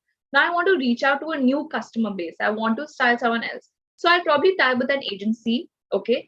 And they will, kind of go out and talk to people for me. They will push me in situations where they get the requirement for a stylist or for whatever. They will put my name for it, and that's when I'll get exposed to new people. So agencies are good when you're starting out, when you want to make a name for yourself and you want to make good, connections, good networks. So it's important at that point of time to tie up with that agency. But eventually, I think for me, like personally, I think freelance has been worked out best. Because I can kind of balance my professional and personal life as well. I can give time to my personal life as and when I want it. And professionally, whenever projects come up, I can say yes or no to them. It's not like a constant pressure that I have to do it. I can sometimes say no and not take it up also. But that you get to a stage after you have worked enough, after you build a lot of connections. I still feel I have to work a lot more. I have to build a lot more. I have to build my portfolio. I have to build a lot of connections, which is why I still assist sometimes, because I have not worked on everything possible. Like movies, I've worked on 2 movies so far, and I want to work on a lot of movies to understand. Movies and web series are long-term commitments. And I've honestly just worked on one web series and 2 movies so far. So I want to gain a lot of exposure. I want to gain a lot of experience in that. So I am open to assisting at the moment, even though I've reached a stage where I have my own, client base, but I'm open to assisting, which is why it's important that whatever stage you are at in life, you have to be open to learning at all times, because there's never a point that you feel like you've done everything, you've achieved everything. There's always going to be something new, in the market, or there's going to be something new somewhere or the other, and you have to be open to the possibilities. Okay, so you have to be open to learning, even though it's assisting, even after you've reached a point that you feel that okay, you're at a very good stage. But if there's something that is amazingly new, I think go for it, go and assist, go work with somebody, collaborate, whatever it is. So yeah, it'll just enhance your skills, it'll open up your mind, there'll be more new experiences in store, so why not? Yeah. Also, the work schedule is often unconventional. Okay, so because it's a not so conventional job, it's not a corporate thing where it's fixed timings, that 9 to 5 means 9 to 5. No, it is extremely varied. It can start off at like 3-4 in the morning and end literally after like 12-13 hours. So there is never a fixed timing. The event can be anytime, so you can be called anytime. Like I said, you have to work in collaboration with the celebrity client that you have. So if they call you at a certain time for fittings, let's say 11 in the night, you might have to go at 11 in the night, because that is the only free time that they have available for you to give trials. So timings are never fixed. There are days where on weekends I'm slogging, I'm really, really slogging, but then Mondays I might just like today, for example, Wednesday, like I don't have any work to do as of today. So which is why I took up, this opportunity. So it is very unconventional. You'll never know when you're going to get work next and when not. So yeah, that's that. The career responsibilities are comprised of all aspects of the client's fashion image, from hair, makeup to daily clothing and formal wardrobe. Yeah. So it not only goes on for the particular event, but also for their personal events also. If they need help, you've got to help them figure that out, and also from their closet. Because sometimes what happens when you're very closely associated with a celebrity client, even though they're not getting styled by you, they're doing their own thing and it looks, bad, you're still going to be blamed for it. So that is a very big disadvantage. Like even if you've not styled, but your name is still going to come for it. So you have to make sure that whatever you advise them for their personal things also, is pretty good as well. There are many advantages of being a celebrity stylist. The hours might be long, but the celebrity stylists usually are compensated with heavy paychecks. This again is varied. If it's a personal event, the pay can vary. Like I suppose a celebrity has hired me to style for a personal event, then it could be more, it could be less. But if you're doing a movie, if you're doing an ad shoot, then the paychecks obviously is going to be better, because it's a production house that takes care of it. So they have a certain budget, in which they can accommodate you. So that's a good advantage. There's also a sense of satisfaction that comes from helping clients feel good about themselves. That's the major factor that keeps me going, like when your work is appreciated, when you have just nailed the target, you feel so good about yourself that, yeah, okay, you were able to do this. Many stylists receive free products and couture samples, and they get invited to elite private parties and events, as well as runway fashion shows. So you're mostly invited to fashion shows, to see the collection, to market it, to put it up on your social media, for you to tell your celebrity clients about it, for you to utilize it on them, and also for private clients. I could suggest, like how I'm styling a wedding client right now. If I'm going for a fashion show in August, let's say, I am seeing the whole new collection that's coming on the market, so I can quickly associate and relate and take her to that designer directly. That makes my job easy, and also it's an advantage for the designer as well, because they're immediately creating a client for them too. Yeah, successful stylists have privilege of being able to influence pop culture. Like nowadays, even stylists have kind of become bloggers in a way, become fashion influencers. Let's say Sanjana Batra, Tanya Gavri, all these guys are also promoting brands, because they have a certain number of following right now. I don't know how many following they have, but it's pretty good. Brands want to collaborate with them. Also, since you're a stylist in the market, you already have that perception. that your taste is good, your preference is good, you're styling a celebrity, which means that okay, you have something good to offer. So brands are willing to communicate, collaborate with you. They want you to showcase their products because people are directly going to be influenced by you. So they are also kind of influencing a culture. There are downsides to being a celebrity stylist as well. Stylists have to have patience and not let their egos rule them. Like I said, you can't just be like, okay, this is what it is. This is my final say. This I know is going to look best. It doesn't work like that because celebrities might act unappreciative or be emotionally draining. Okay. If the client goes out in public without taking a stylist advice, the stylist could still be blamed for the bad outfit or appearance. A few celebrity stylists are as famous as their clients, but their most stylists will always remain in the background and often not receive the credit for their groundbreaking fashion. So sometimes your name might not even come, like, on social media or a newspaper or whatever. Like, you might not get the kind of credit you deserve, but that's the downside of it. But that is okay because people who know your work, who know you, will automatically, spread your worth, your value through word of mouth. They will obviously talk about it to people that are important and relevant, and you will get the kind of opportunity you deserve. So there are downsides and there are plus sides also. So it's great. It's fine. It is very much about making connections when you are starting, then growing and building those creative teams. Like I said, you have to be in good books with, whoever you start off working with, even if you're assisting or even if you're just collaborating on a shoot, you need to maintain good relationships. You need to be very respectful towards each other because everybody is coming from a certain background. They are all professionals in their fields. They have something to offer, to the table. So you need to treat them with utmost respect and their work with utmost respect, and also maintain those relationships as you grow. Because sometimes what happens, if you're working with somebody who's a new photographer and you're a new designer and you're collaborating on a shoot, okay, in case suppose the shoot doesn't turn out to be that great or whatever, it's an experimental thing, right? It's not, it has to be amazing straight up. In the future, maybe that person has developed their skills and gotten better. That person might want to collaborate with you again. That does not mean you block them out just because your first shoot was so bad, right? You should be willing to work with them again and you should maintain those relationships. If you can't work with them, you should be able to provide, kind of opportunities to them elsewhere. If you get to know that somebody else needs a photographer, you should be able to connect them, because why not, right? That's how things work. That's how you will also get work eventually by through someone else. So it's very much about making connections when you're starting, then growing and building those creative teams. It's also the connections you make with the PR and designers. Very, very important. If you are to become a stylist in the industry, you have to be very well versed with the kind of designers that are there in the market. What is their signature style? What do they cater? What is their clientele? What is the age group that they target? You need to understand that very well. What is their USP? And you need to know who is the marketing team handling them, who are the PR agencies. That you'll eventually learn once you start working. It's not that you learn immediately.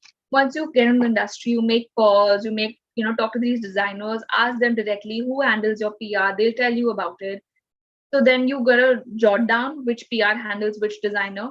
And then obviously you need to be, very well versed with your language. If you're talking in English or you're talking in Hindi, it has to be very clean, crisp, and easy to understand, however you communicate. Okay. That and the way you speak to them. Again, you cannot treat them like very bad. You cannot talk to them disrespectfully. You have to talk to them with a lot of respect. You need work with them. You have to work with them together. So obviously they are also going to be, judging you as to how you're reaching out to them, how you're communicating to them. And that's the kind of response they will also give. So it's a two-way street. Being a stylist is not just red carpet glitz. So there's a lot of people have great taste and style, but it has to be combined with hard work and no ego, because 90% of the job is not glamorous at all. So when you're working with a celebrity client, you have to understand that this is purely work. Even though you might be very excited to meet the celebrity, might be the celebrity of your dreams, and very, excited to meet them and work with them. But at the end of the day, you're going to understand it is purely work. Okay, they are just like any other person that you know. They are a client of yours, and what you bring to the table is what is going to, matter to them. They are not going to be concerned if you're just a fan. They are going to just totally like overlook that. they're going to be interested what is the thing that you're offering them, right? So you've got to keep all those things away and be more focused on your work and what it is that you're doing. Rest everything else will come later. Educate yourself, look at everything you can look at. It's not just about a dress. If you still want to get in after that, then you need to be an assistant. A positive attitude and organization is key. Always return things in better condition than when you found them, and always say thank you. Return every email and always treat everyone equal. Like I said, when you're in the celebrity styling field, whatever things we take on loan basis, on credit basis, whatever outfits, we make sure we dry clean them and we pack them really well back, in the condition that it came or even better, and return it to the designers where it came from. You have to make sure it's in the proper crisp condition, because there's also a condition like, in case if there's any damage to the product, be it footwear, be it jewelry, be it outfit, if you've used or unused, if it's gone in a bad condition, if it's broken, ripped, torn, you have to pay the charges for it, irrespective of anything. So whenever you take any piece, any sample, what I do, at least, and what my team does, is we make sure we take images so that we know, okay, this is the condition it came in. If it was broken, torn, whatever, we know it instantly. We do a thorough check and we inform the team right away. Like, see, this is how it's coming. We've not done this. So please make sure when it comes back to you, you don't hold us accountable and responsible that we've done this. This is how it's coming. And if it's in a good condition, well and great. We keep a note of that. And when we are returning that piece, we tally it with the image that came in, that, okay, if there's any damage, then we look into it immediately, we fix it, and then we send it back. We just don't send it back like that, because that, again, is kind of the relationship you want to build with the designer. If it comes out in a poor condition, the designer feels that you're not taking them seriously and they might not want to work with you again. And you should never take anybody so carelessly. You have to take everybody sincerely and respectfully. They're giving their clothes on credit basis, on loan basis. Those are expensive things, that they're giving out on just on the basis that, it might be used for a celebrity. So there's a lot of responsibility on your head. So you have to make sure you take care of it. Make sure, you take care of it as though it's your own personal belongings. So there's a lot of more of care and concern involved in that. And yeah. The best way to become a stylist is to go out there and try it. In general, our job is to be able to interpret any vision and be able to execute that. You have to be adaptable. Really, it is a collaboration. So understanding how that process works is very important. And that's not something that can be learned in school. You have to get out there and get your hands dirty, watch and listen. You don't get anywhere just by sitting around. You have to go for it. So if you really want to understand styling, be it whatever styling it may be, you have to go there and work and help people. You assist them, you work in a magazine or a celebrity stylist, whatever works for you. You have to go and do it yourself, because there are a lot of things which don't happen just like that. Like, even when I'm communicating with you, I'm teaching you something, but it's entirely different when you'll come and work in the industry. There are a lot of things that you learn firsthand, which are probably not happen with me, but will happen with you. So experience goes a long way, more than anything. So make sure you get as much as you can. It's important to hone your aesthetics as a stylist. Like I said, you have to learn your skill set, as in you have to learn your signature style. You have to understand what it is that you are more prone to, whether you like a more boho style, whether you like more goth style, more punk style, whatever it is. You need to understand yourself. You need to understand what you can bring the table, what you can offer to your clientele. Okay. Taste is a very personal thing. The style you give others might not be understood at first. It takes time. It's very important that you believe in yourself. You have to be patient and passionate. Sometimes we probably create trends which are maybe ahead of their time, and people might not accept it so instantly at first because they have not reached that level of understanding, or they're not open to it. But that does not mean you're wrong, or that you can't try anymore. You can probably go back, make a few changes, and come back with a more more tweaked style of it. So be open to rejection, be open to getting negative reviews, but that should not stop you from working harder and for trying new things. Okay. Begin by getting a relevant degree or qualification, like you guys already are. This can be during university or by taking your courses on your own time. Gain real world experience in the field, potentially with an internship. You have to do it while you're studying or immediately after studying. Please get on to it. Like, try finding it right now. This can help determine what sort of stylist you want to become and guide future goals. Network with other industry professionals, make valuable connections, and build a reputation. It's important to sell yourself as well in order to earn a client. Basically, whatever you want to offer, you need to be able to communicate that. You need to be able to sell that. Like, if you are so and so designer, if you want to do editorial or celebrity, you need to be able to communicate that. So, for which you need to be assisting those people, right? So, that's what it means. Put in the hours and hard work and be willing to do what it takes to prove yourself. Remember that it's not about fame, it's about doing the job well. Develop a point of view and a personal aesthetic and share that with your clients. Being unique and distinct will help set you apart and your work apart. Like I said, even if you're working with a celebrity, a top-notch celebrity who is like probably your favorite, that should not, be dissolved in what you are capable of doing. You're a capable working professional, and that's why the celebrity has hired you. So keep that as your first thing that you want to, communicate. Don't be lost in the whole celebrity culture and the whole fame and everything. That will come eventually. First thing is what you are good at. That needs to be reflected. Now over here, let's do a little bit of quiz round. We need to guess the celebrity, stylist, and the label. So I'll be able to tell you this one. The next maybe we can. So celebrity is obviously we can all guess that Deepika Padukone. Stylist is Shalina Nathani, a very top-notch stylist who styles a lot of A-listers. The label is Abu Jani and Sandeep Khosla. This was worn at the closing ceremony of the Cannes Film Festival. A stunning piece, a stunning outfit. This is another activity that I had planned, which I think you guys can note it down later and I can, check it later. Name any 3 celebrity stylists that you know or that you really like, admire. It can be Indian or it can be non-Indian. Like, it could be outside, maybe from Hollywood or anywhere else. Okay.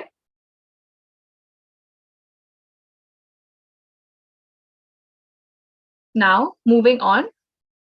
Even this is an activity. Will they be able to do this or later? Later we can proceed with it. Later? Okay, fine. Okay, I'll just go over it with you anyway. So this talks about decoding the designer. So here we're going to look at the kind of clothing and we're going to try and understand which designer it is. This will help us justify the signature style. Looking at it, you'll understand what is their signature style. Like this, like I said, the structure, silhouette, the structured work is very Gaurav Gupta. So looking at it, even though the name is not mentioned, you can understand that, okay, this is Gaurav Gupta, the designer, and this is his signature style. This imagery, I think Sabyasachi, it's very obvious with the kind of clothing, jewelry, accessories, everything put together. It's a completely maximalist kind of styling that's done. It's everything. There's chokers, earrings, bangles. Like I said, they want to showcase all the products that they have to offer. This is Falguni and Shane Peacock. The use of fur and embroidery together, that is their signature collection and their style. This, the whole Banarsi weave has been, brought back into the whole fashion scenario in a more, classy and a more stylized way by Raw Mango. So this outfit is by Raw Mango, worn by a lot of celebrities over time. This outfit is by Anamika Khanna, the eponymous thread work that she is famous for, that's her signature style. This outfit, the Gotapati, designer famous for this Gotapati is Anita Dongre. Very much her style. You can look at it and figure it out. This, another outfit by Falguni and Shane Peacock, worn by Sarah Jessica Parker in the recent movie of Sex and the City. So again, this outfit from an Indian designer worn by an international celebrity in a movie, the kind of exposure it receives, people talk about it, people know about it. There are a lot of people in the West who don't know probably about this designer, want to know about it. Like, who is this? Maybe they want to wear it. The Indian sitting, in the States, they've seen this designer and they probably like it. They want to reach out. So getting this kind of product placement, like putting your outfit, your clothing, jewelry, whatever you offer, putting it on a celebrity or an influencer, it kind of gives you exposure in a field probably where you don't have the reach, So which is why this whole celebrity styling has gained so much prominence and importance all of a sudden right now. Okay, we're going to talk about the color of the year 2022. It is periwinkle, the very peri, basically. It's the lilac shade, which has been dominating the market. So the agency involved behind this is Pantone agency. They are a color forecasting agency. Then there is another trend forecasting agency called the WGSN. It's the Worth Global Style Network. Pantone is, I think, based in the UK. Sorry, no, Pantone is based in the US, and WGSN is based in London and UK. So these guys, they are the prominent ones, but there are a lot of other trend forecasting agencies that are involved. So they study the market trends. Okay, market trends could mean anything, like, in fashion, in business, in infrastructure, in graphic designing, in interior designing, in movies, in literature. Like, they study like what are the trends that are there in these various fields. Then also they go back to the history of fashion and history of design, and they kind of correlate and make sense, because fashion is a cyclic phenomena. It keeps coming back in a cycle. It's always coming back. Like how I mentioned, the 80s fashion is coming back now, right? Even though there's a huge time gap, there's a huge time lapse, but it's still coming back and making like a whole new wave. So fashion will always keep coming back. So it's important to know your roots, to know the history of fashion even before you were born. Like, it's very, very important, because fashion dated back will always come back. And also for you to understand, to decode, like, okay, that, like how I said, 80s, it makes sense right now. So you should know whatever fashion was there before and how you can reinvent that in your own designs, like how you can take some inspiration from centuries ago and try to recreate it yourself and create a trend in the market yourself. Okay, so yeah, so WGSN and Pantone, so they work closely and also in, like, on their own, to understand the trends that are there in the market, and they create a list of trends that will dominate the year or maybe a certain set of months. So now we're going to talk about a few trends or styles that are very new or very relevant right now in 2022 that we have seen. Trends mean nothing if you don't use them to make what you do and the world better. So absorb these trends, take them to your team, share, discuss, argue, and conspire. So we saw a lot of sweats, coming back, like, these laid back track pants and t-shirts and shoes, coming back in style. So that again is a very 80s fashion, very old school fashion, but it's come back, and like how, right? So important to know your history and understanding fashion, like, these laid back track pants. Sorry? Did I miss something? I'm sorry. No, Pooja, please go ahead. Okay. So that was one of the trending styles that we saw in 2022. You saw a lot of celebrities wearing these sweats and these laid back clothing, for their personal affairs. And also for public appearances, you saw Justin Bieber and always, wearing those top hats and stuff like that. So that was very laid back style that came back really big. Then we have the oversized clothing that is still again relevant right now. Boxy shirts and t-shirts and boxy jeans, like oversized. That's another trend that is ruling the market. Then the cord sets have been huge since last year, like, matching cord sets, be it in like shorts or skirts and tops. Like a matching cord set is what, in prints and bold colors. It's a huge trending style right now. Even in Indian wear, you can see, the matching thing everywhere. Like, it's the same fabric you probably see on top and bottom, and maybe like a cape or a dupatta, which is of a distinct color, or if that is also of the same color and print. So cord set is huge. Then the 2022 color peri, again, you see that color everywhere, be it in clothes, be it in shoes, bags, accessories, jewelry, belts, everything. That color is dominating the market right now. Even in, non-fashionable items also, you can see that color really ruling at the moment. Then we saw a lot of cutout patterns, which were in trend in gowns, in tops, in dresses. A lot of cutout styles have come back.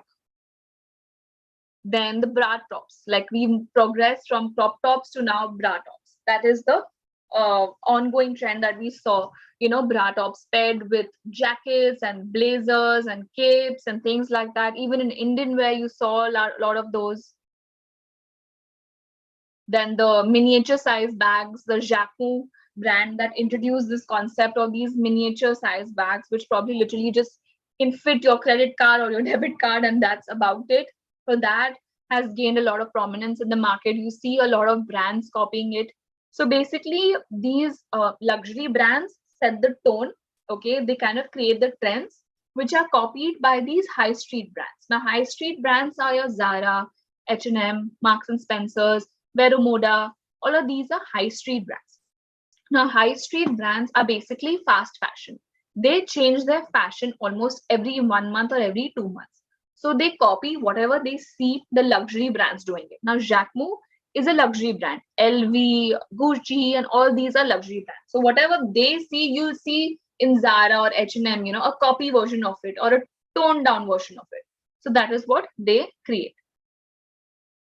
So you see a lot of these bags coming in trend, these miniature ones. In shoes, platforms, platform heels are coming back, which was again a rage back in the 80s. So it's making a huge comeback right now.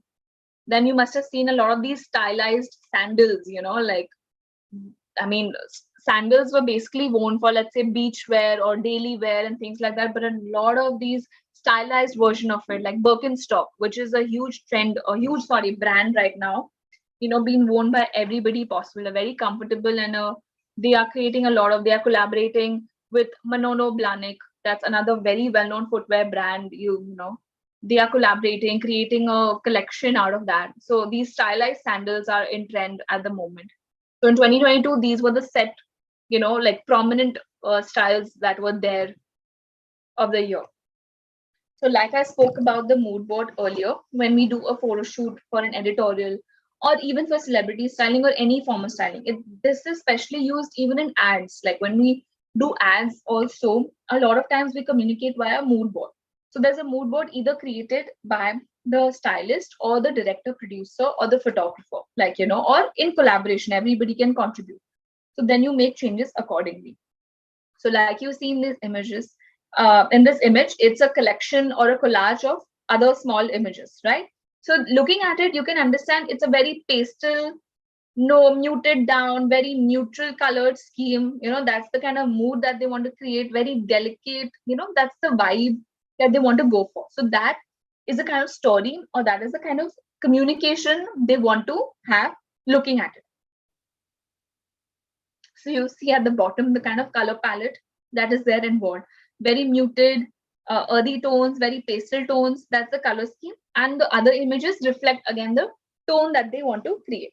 So looking at it, you can understand that, okay, this is the kind of vibe they want to go for. So when you're doing a photo shoot, even if it's for your own clothing label, you need to create a mood board so that the photographer, the makeup and hair model, everybody understands and everybody's on the same page, like unnecessarily explaining them over and over, writing a paragraph and telling them and explaining in detail. This is like a shortcut version of communicating your message very clearly, and then they understand that, okay, this is the vibe we're going for. This is the direction we need to follow. So that's what a mood board is all about. It's basically like a collage or a collection of different items that reflect your style or persona of the particular shoot or theme. Now we're going to talk about the fashion seasons of the year. So internationally, there are 4 fashion weeks that happen, or the 4 fashion seasons. So one is the spring, summer, and autumn, winter that we know. Then in international, we have pre-fall, which is just before the autumn, winter. And then we have the resort, which is like during the summer, but just before summer. So there are total 4 seasons or 4 fashion weeks abroad: spring, summer, autumn, winter, resort, and pre-fall. In India, it's just restricted to spring, summer, and autumn, winter for the time being. Okay, we just follow only 2 particular seasons. So spring, summer, we'll have fashion shows, and autumn, winter, we'll have fashion shows that will set the mood and create for the upcoming months. So usually autumn, winter happens in August, and I think spring, summer happens in around Feb, I guess. So that kind of creates the theme or the kind of outfits that are going to showcase or going to work for this upcoming fashion months.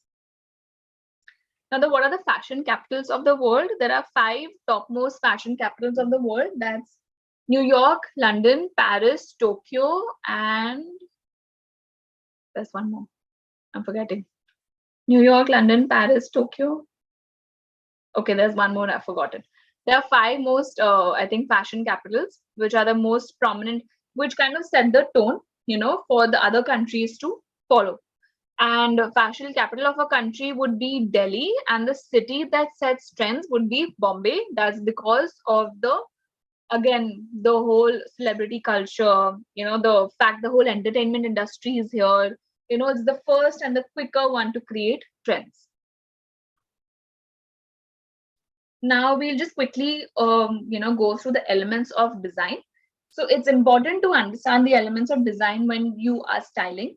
And also, if you are studying fashion design, I think it's a bonus, if you want to get into styling, because having the knowledge of fabric, construction, stitching, cutting, all those things, they eventually come down to when you are working as a stylist as well. Because when you are interacting, let's say, with your client, to understanding the silhouette or to understand the kind of alterations or to create, when you're creating an outfit, to understand the kind of construction that will be involved or the cutting that will be involved, I think it'll be a bonus, for you if all the design students will graduate and get into styling. It'll be a great bonus for you guys.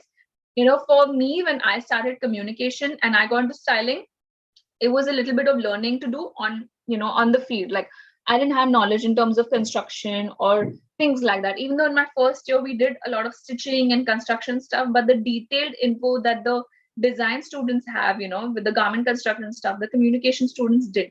So that was where I kind of lapsed when I started working. But as and when I started working, I understood the process. It's not very hard. You talk to tailors, you deal with tailors, you understand from them, you see the sketches, you also, do your own research on your own and then understand the silhouettes, the cutting, the construction involved and how you can alter and taper it down and things like that.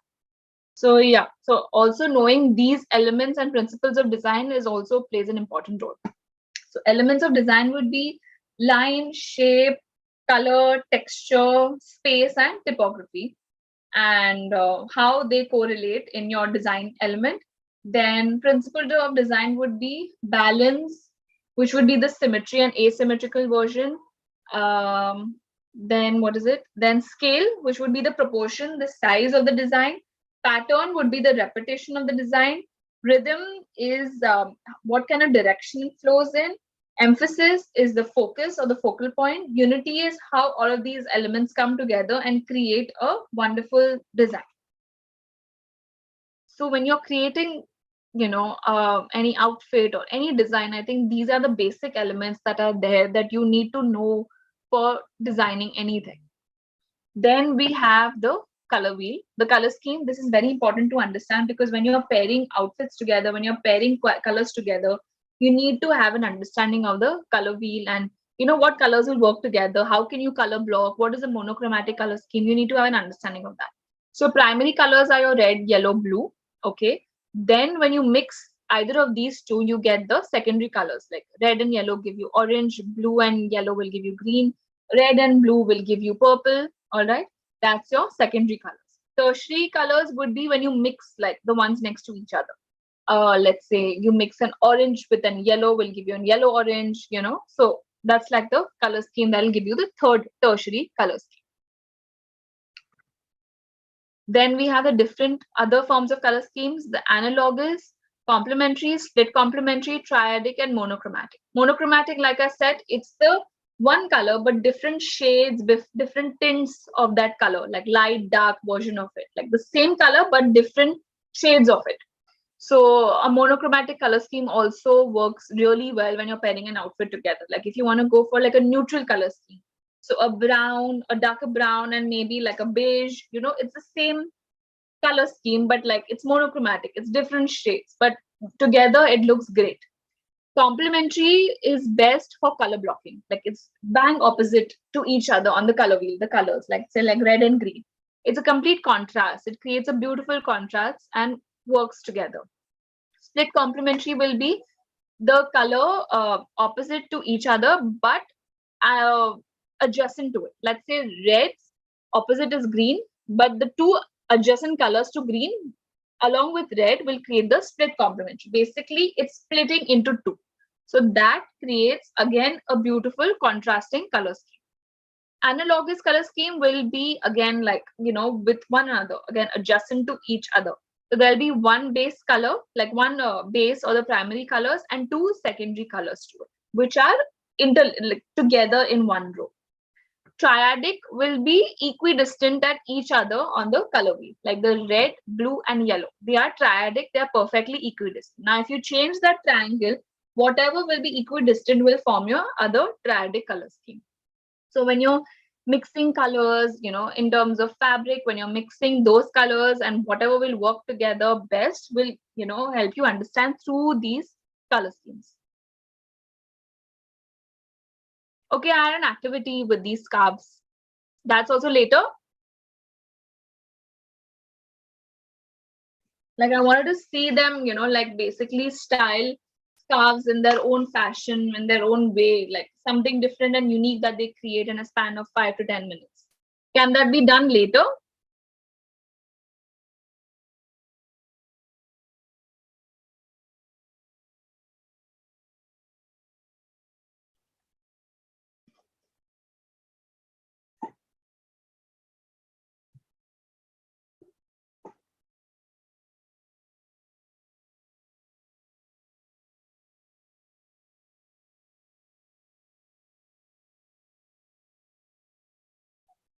Okay, I think we'll do the activity for later. I want you guys to create some anything that you can think of with whatever piece of scarf or whatever piece of fabric you have. Either create a headgear, create something around your neck with a scarf. How can you stylize it, create a tie out of it, whatever comes to your mind. I want some stylized version with a scarf using pins or whatever you want, and click a picture of it, and then I'll assess that later. So I want you to try that out.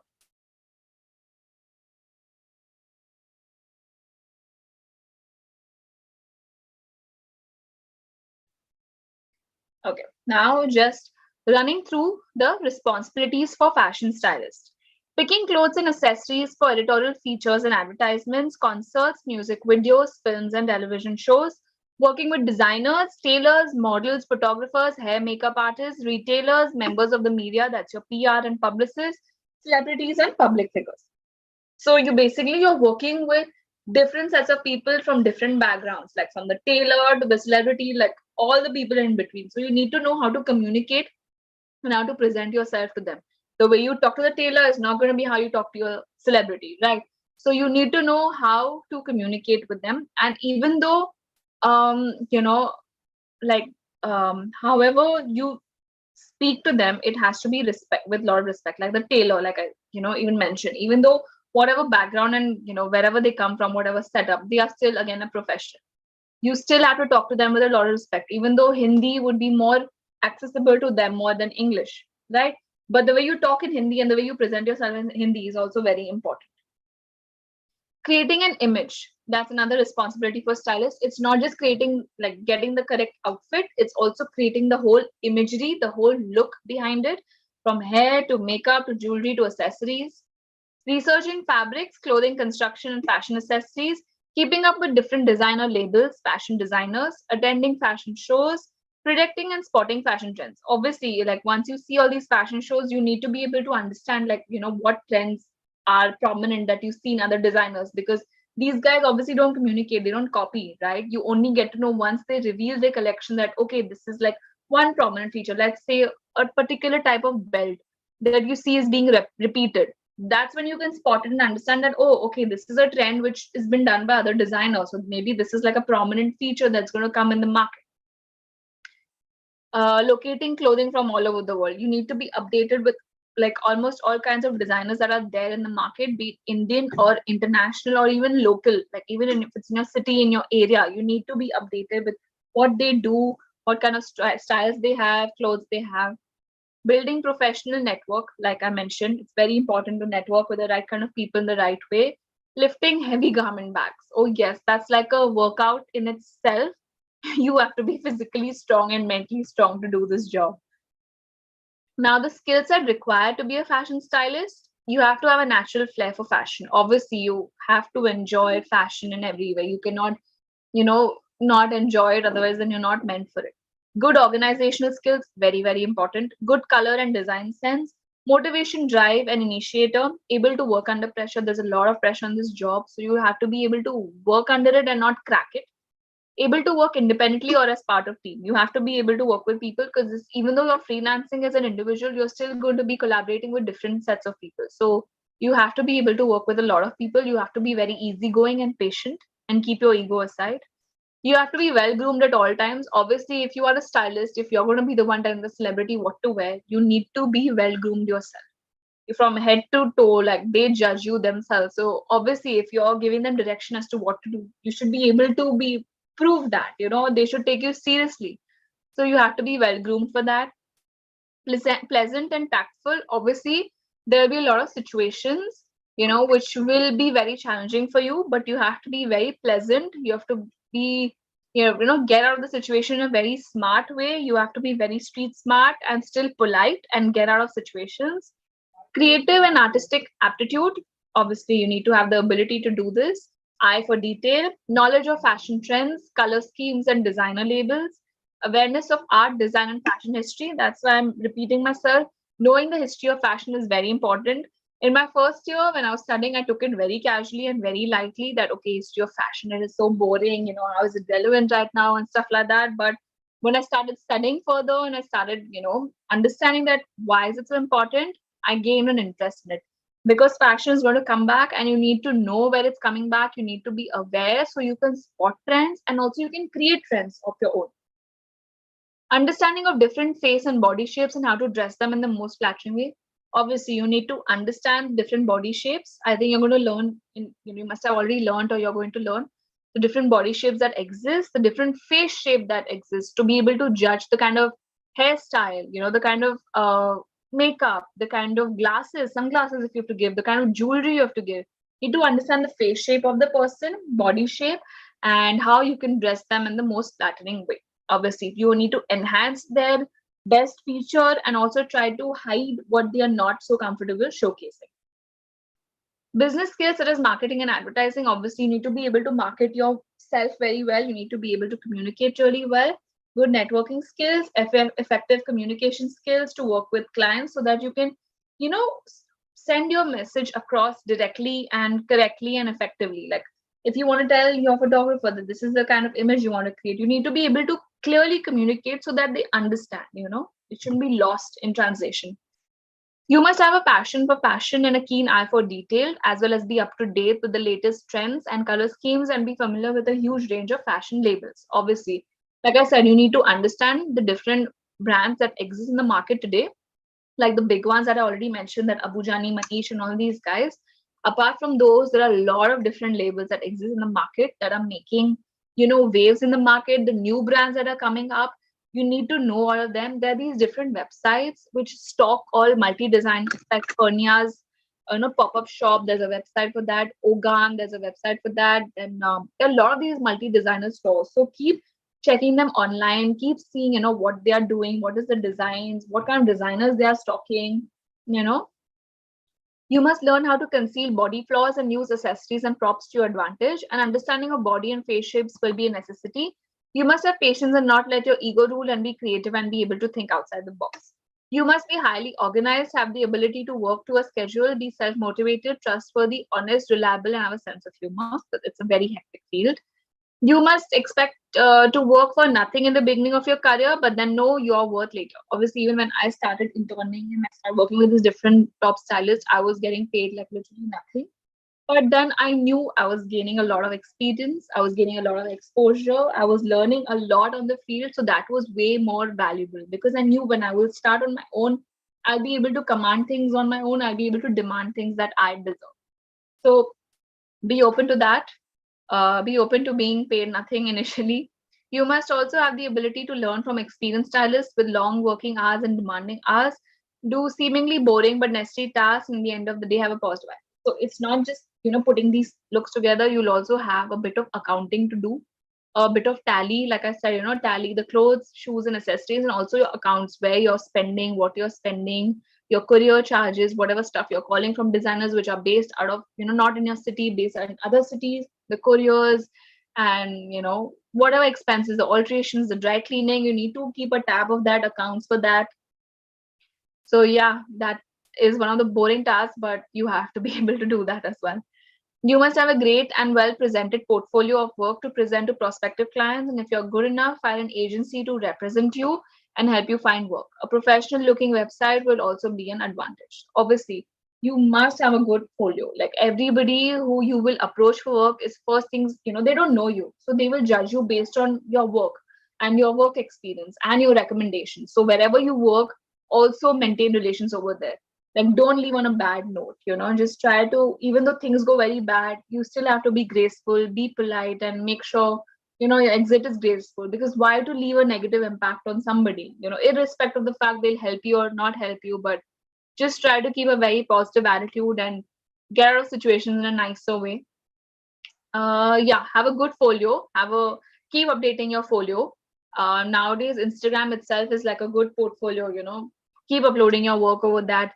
Be updated with how Instagram works. Now reels is what is in trend right now, so understand how reels work, how you can use it to your advantage for your designing, for showing your clothing, or if you want to get into blogging, like how you can use reels. Now a stylist must have, which we always have with us, is a good portfolio. That must be there. You can create it on Behance, you can create it on Instagram, you can create it on your own website. Styling kit, very, very important. Whenever I go on any shoot or anything, I always carry a styling kit. Literally now it's the size of a suitcase. Like that's how much stuff I carry with me.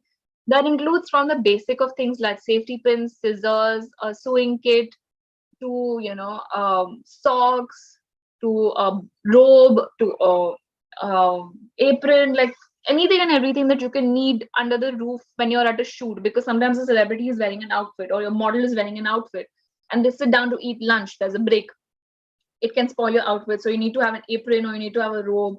Then I carry like a lot of tapes and stuff like that, double-sided tape to conceal something or things like that. Then you need to have an understanding of sizes. So different brands follow different size guides, so you need to be very updated with all the size guides. It's a UK guide, US guide, whatever size guides. And also understanding how to take measurements, very, very important. And different body types you need to know of, apple, pear, rectangle, all of those, hourglass. Understanding skin tones, very, very important, from fair to wheat to dark, whatever, so that you can understand colors accordingly, like what to suggest best. You need to have designer contacts and PR contacts that you will develop obviously once you start working. Up to date with the latest fashion, you have to look up all these fashion magazines, fashion websites like Vogue and Harper's and all these places. They keep updating. An analysis of trends, like whatever you see on these fashion shows and ramp walks, like try to understand these trends, try to understand why is sharara so in trend right now, like what led to it. From palazzo we've come to sharara, then there are different variations of palazzo right now. Try to spot these various trends. So yeah, this is what styling must have is. So yes, I guess we are done with our celebrity styling. If there are any questions, please reach out to me. There's a fashion quiz that I'm going to share it with the team. Please note it down and get back to me with answers. I want you to get back to me on the styling of scarves activity. Yeah, and if there's any question, please do ask. There was this one question that I got from Rakhi Jain. Ma'am, what type of dresses or clothes suit for slim person? Slim person, again, it depends on the kind of category. Whether slim meaning like, are you hourglass or are you a rectangle? First we need to understand that body shape, that body type, and then accordingly we can align the dresses or clothes depending on that. So slim person is basically like a very vast, concept. You need to be able to dedicate what body shape it comes under. Then we'll be able to assess. Yes, I guess that's it for now. Wow, Pooja, thank you so much for this great session. Audience loved it. And they have been messaging us and commenting on our YouTube channel for great reviews that you had shared. Thank you. Thank you so much. I hope it was informative and enjoyable. Yes, definitely. I too learned a lot about fashion styling and celebrity styling. Yeah, And there's a lot. There is a lot. This is what I could comprise in a matter of 2 hours and explain whatever I could, but it's a really detailed. thank you so much, Pooja, for this great, insightful session. And we would love to have you back again with us on our ITL YouTube channel and our associates as well. And thank you so much for your time. And students loved it. And we'd love to have you back again. Thank you. Thank you so much for having me. Thank you. It was wonderful. I wish I could interact with the students, but I hope the message has been put across to them directly. They've understood the concept. If there's anything that they want, any, clarification, please reach out to me anytime. Thank you so much. Definitely, Pooja. Students will be excited to connect with you. And I'm pretty sure there'll be bombardment of a lot of friend requests coming to you and your Instagram account and Facebook Of course. account. Anytime. Anytime. Thank you. Thank you so much, Pooja. And this is all from IDL YouTube channel. And thank you so much all who joined us and who had shared their comments on the channel. Join back again tomorrow for another insightful YouTube live with us. Thank you so much.